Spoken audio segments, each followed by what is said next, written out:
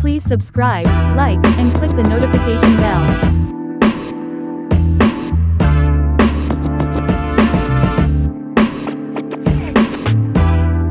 Shepherds and shit, nasty motherfuckers, right? Some places they got them Doberman pinchers, them some bad motherfuckers. They fast too. They catch the average white boy.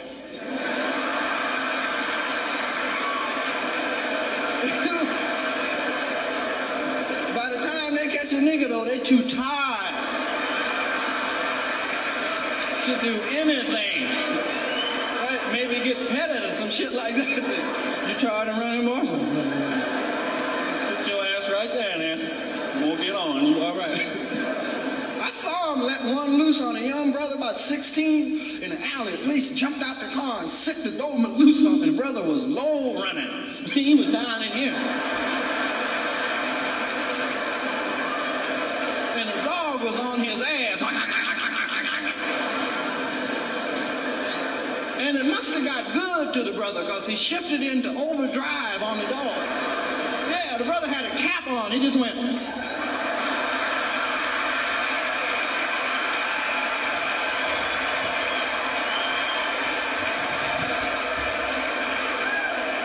And it looked like to me like the dog said, shit. Motherfuck that nigga, man. Shit, he gonna kill me out here, shit. Give me a biscuit, shit.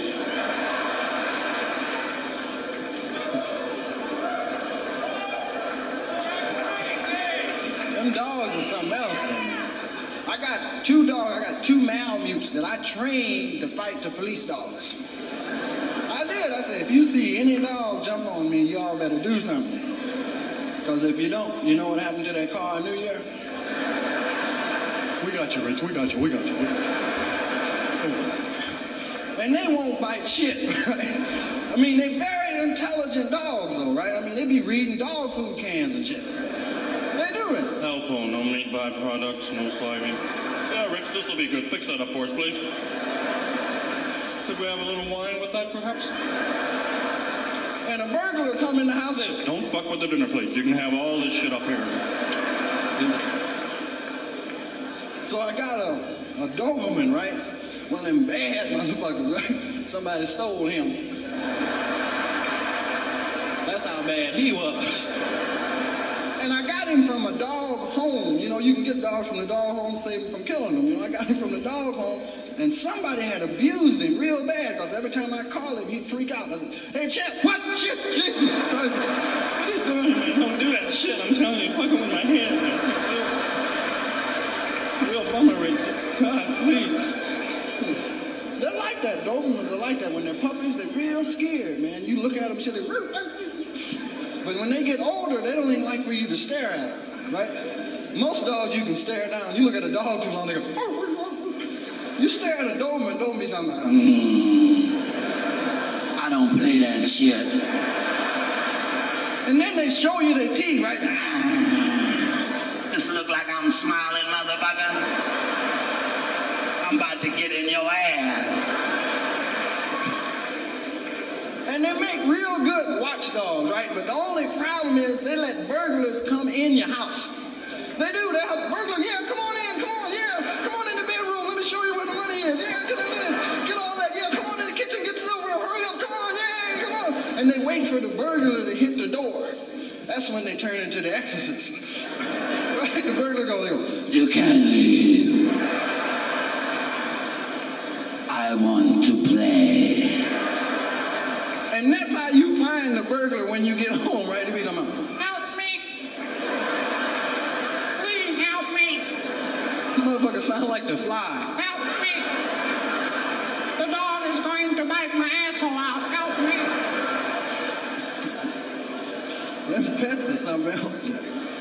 I got pets. I love my little pets. I got monkeys and shit. My monkeys died, though. Yeah. I had 2 squirrel monkeys. You ever seen them squirrel monkeys? They got them hands. They freak a dog out. They do. They get on a dog and them fingers touch a dog. Dog goes,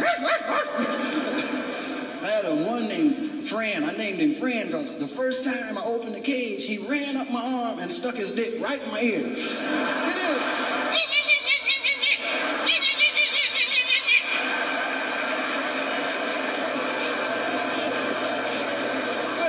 a wet Q-tip, right? He pissed all on my cheek. I had to throw him up in the ceiling. He'd do that to anyone. I'd bite over people, you know, just to fuck with them. You know, go and open the cage up, you know, up their arm.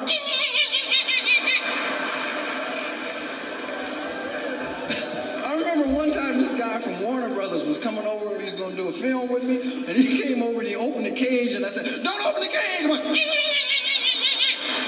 well, you won't be doing any films at Warner Brothers, that's for goddamn sure. Want to get this monkey's dick out of my ear, Rich? Jesus Christ. Come on, dear. Well, put something over my head there.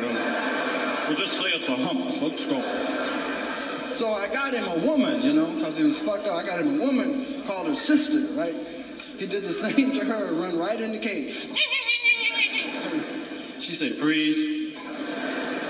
First thing, I gotta show you where the pussy is.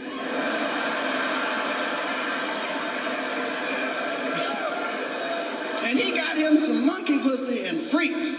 He just went out of his mind, man. At night, he'd be up and unlocking the cage and shit. And then they'd run away and stay 2 and 3 days, right? And you could hear him in the trees. Sometime far away.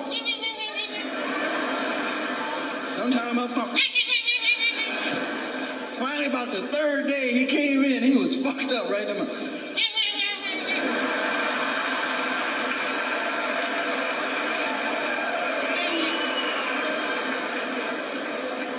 And I left him with some friends. I had to go out of town. I left him with some friends to watch him.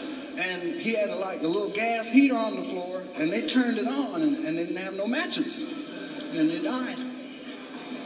Killed them. I was hurt too, man. I was, because I came home and found my monkey was dead. I said, shit. I said, I love my monkey so much. I was in the backyard, I was crying. And it was a dog used to live next door to us, a German Shepherd. Right, big, ugly, mean German Shepherd. He would bite anything. And he jumped the fence and came over there. And I felt something moving my hand like that, and it was him. I started petting him. He looked at me and said, "What's the matter, Rich?" I said, "My monkey's died." I said, "What? Your monkey's died? Ain't that a bitch? You mean the 2 monkeys used to be in the trees, they died?" I said, "Yeah, they died." I said, "Shit. I was gonna eat them too."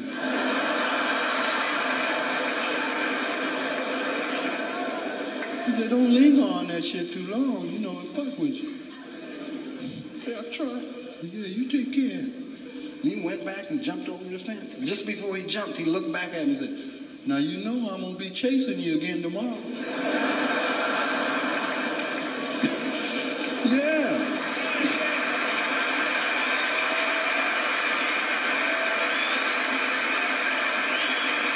See, I love pets. I do. I got like a miniature horse. You ever seen them? A miniature horse about this big, full grown. That's as big as ever gonna get. Yes, ma'am. I'm not lying. It's named Ginger. A friend of mine, Bert Sugarman, gave me this horse. He helped me produce my TV shows. He gave me this horse instead of money. And the horse is nice, but it don't do nothing. Horses don't do nothing when they're that little, but eat and shit. And horses shit while they walk. They do, they be wondering. And steam be coming off of horse shit, yeah.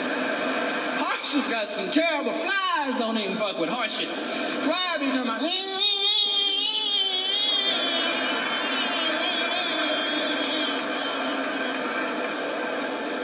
And the first time that my dog saw the horse, they thought it was another dog, right? Because animals don't have no racism. They thought it was another dog. They said, "Look, there's another dog with a long tail. Let's go say hello." And my cousin Denise, she had a Great Dane staying with us. They said, "Yeah, come on, let's go over." Yeah, and they ran over, and that horse smell hit their ass, right? He said, "Hey, this ain't no goddamn dog."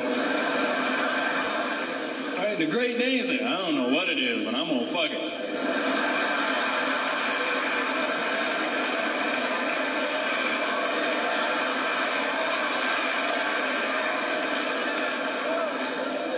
You come back and say, well, you can't fuck it. And my two male music, well, let's eat the bitch, let's eat the bitch. I had to beat them off with a cue stick. I said, get the fuck off the dog, goddamn. Leave the horse alone. Move, man, get back. They got even with me, too, the dogs did. Because one time I was walking with them in the front yard, and I heard one say to the other one, let's fuck him. You know how you be playing with your dog? Say, hey, well, get out. Say, what the fuck is he doing? Get out, well, get your head, man. What? Help! And dogs, when you make dogs stop fucking, they go fuck air, anything, right? You say, get down, goddammit. So they just...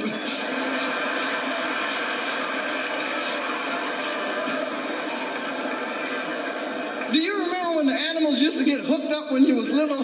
That was some funny shit to me, Jack. Because they'd be in the middle of the street, didn't know which way to go, right? So, well, make up your mind, shit. There's a car coming. So all of these talking animals that Richard encountered is hilarious, right? So guys, did you know that Richard Pryor had a soft spot for animals? Yes, in 1986, Pryor was diagnosed with multiple sclerosis, a central nervous system disease that ultimately left him confined to a wheelchair. Pryor was such an avid supporter of animal rights, however, that he actively spoke out against animal testing of any kind, even when that testing meant getting closer to a cure for his own condition. The biography on richardpryor.com provides more insight into this part of his private life. He's been honored by PETA, the People for the Ethical Treatment of Animals, for saving baby elephants in Botswana targeted for circuses. In 2000, as the Ringling Brothers and Barnum and Bailey Circus was preparing to open at Madison Square Garden, Pryor gave the Big Top's first African-American ringmaster, Jonathan Lee Iverson, something to think about when he wrote him a letter in which he stated, while I am hardly one to complain about a young African-American making an honest living, I urge you to ask yourself, how honorable is it to preside over the abuse and suffering of animals? So yes, I thought, guys, that you would enjoy this particular part of this comedy or this stand-up from him, because he talks a lot about the animals that he had, and I didn't know that he had a love or soft spot for animals. So let me know if you knew this. And as always, I thank you so much for listening, and don't forget to like, share, comment, subscribe, and hit that notification.